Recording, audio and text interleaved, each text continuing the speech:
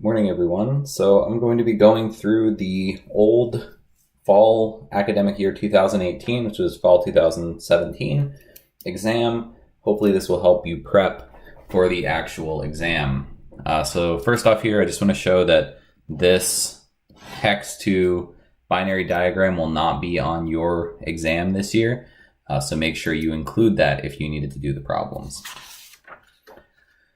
So first problem. Fill in the hexadecimal digits for each of the 10 addresses on the diagram above. First off, I want to say, if you don't have to read the code immediately, don't read the code immediately. You can wait until the question requires you to. And same thing for the diagrams. You don't have to look until the diagram says to. So fill in the hexadecimal digits for the first 10 addresses on the diagram above. So they've given us a start here, 818, 817, 816, so on and so forth. We get down to 8112, or 812. So we want to do 811. We're just subtracting by 1 each time, and that gets subtracted from the ones position. Eventually we get to where 810 minus 1 doesn't have any more ones to get rid of, so we have to get rid of one of the 10s. In hex math, that means that's going to become a 0, and we're going to carry 16. And 16 minus 1 is 15, which is equivalent to F in hexadecimal. So then we go down to 80F as our next position. So that's really the only trick here, is to make sure that you go down in hexadecimal numbers each time. We're not doing decimal math here.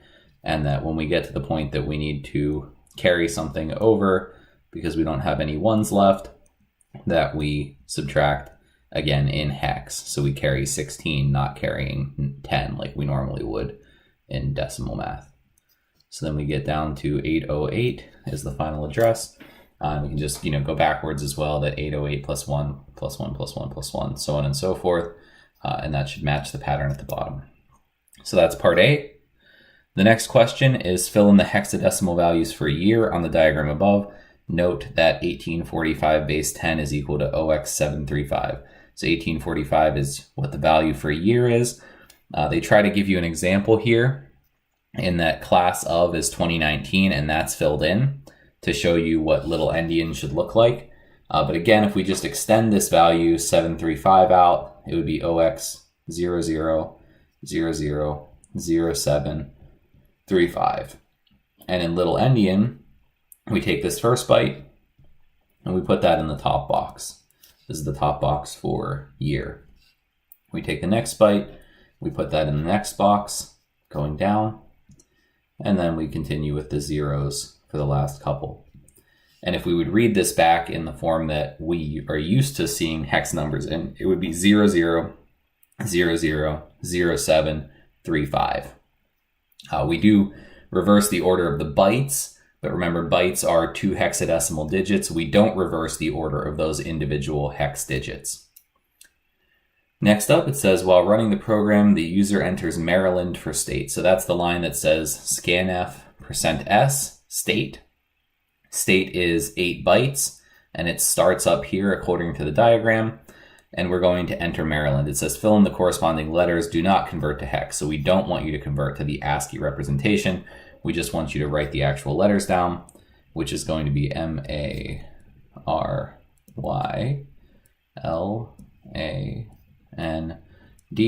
and what comes at the end of a string, the null terminator.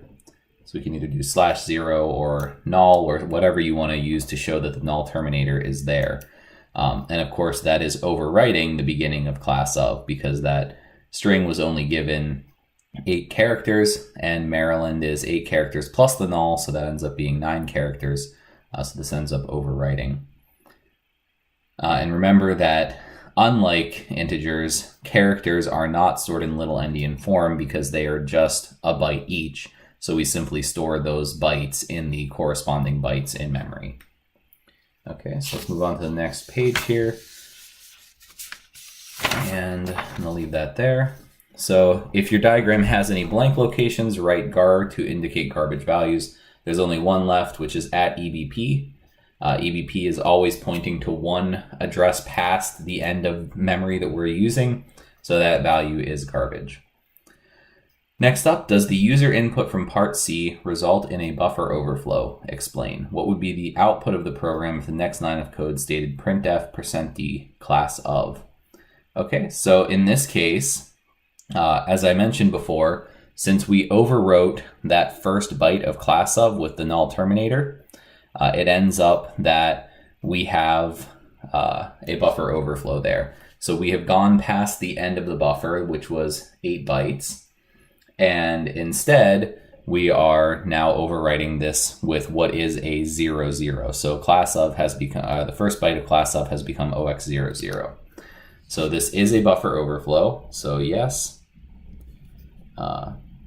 state input from line 6 overwrites class of. And when we say what would be the output of the program if the next line of code stated printf%d class of, well, now we have to figure out what class of is if we've overwritten that first byte with zeros. So now if we read it back, we have 00, 00, 07, 00. So our class of is 00, 00, 07, 00. So then we have to convert this to decimal because we are printing as %d, which is %decimal. So we want to convert this by saying this is times 16 to the 0, times 16 to the 1, times 16 to the 2. Everything else is zeros, so it doesn't matter. So really we just need to do 7 times 16 squared, which happens to be, if I use my calculator, 1792. Okay, so we've overwritten the bytes. It doesn't actually change the value all that much, but it does change the value a bit. Next up, I think we're done with the diagram at this point. For the most part, we just need the code now. So suppose that an additional line of code after line 6 stated scanf%d ampersand year. Select one answer. And we're looking for whether or not an error has occurred here. I would suggest that given that this is 2 points, don't take too much time on a question like this. If you don't see a glaring error right away, then there may not be one. In this case, we can check that %d is the correct output type for an integer. We can check that year has been declared in our code and is an integer. Ampersand year is the correct way to get the address of year to pass it to scanf. And there are commas, parentheses, and a semicolon in all the right places, so we don't think it's a syntax error. There's nothing to indicate that it's a runtime error here. And there's no logic error because we're just scanning a decimal number into an integer. So in this case, the answer is that there is no error in this line of code. So like I said, don't waste too much time trying to find an error that may not exist. Next up, what hardware component stores the data and instructions during the program's execution? So this is main memory because we're looking at stores and we're looking at during program execution. If it was while the program is not being executed, it would be secondary memory, but storage should indicate that it's one of these two, and during program execution it should give you the hint that it's main memory. This is something that should be able to come from your definitions on your equation sheet. What type of device is main memory within a computer? So we're looking for what is main memory classified under. It's not an input device. It's not an output device. Inputs are things like your keyboard. Outputs are things like your monitor. The CPU is the only processing device, so it's a storage device. And finally, the last question here is convert the hexadecimal value OXC4 to binary. This doesn't say show work, so if your calculator, if you know how to convert hex to binary on your calculator, you can do that.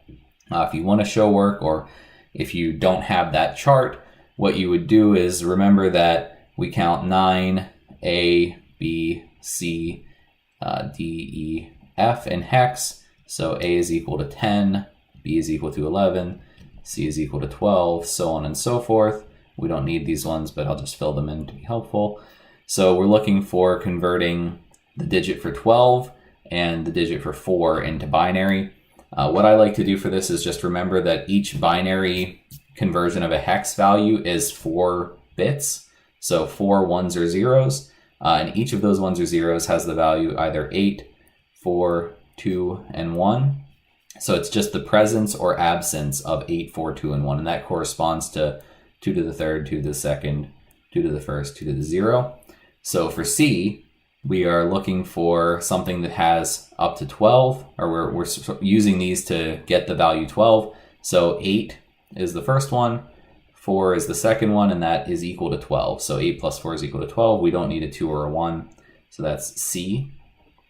And then 4 is pretty easy because it's just that bit there. So just 0, 1, 0, 0. And we can verify this with our normal conversion operations. Okay, so that's problem number 1. It's a bit long.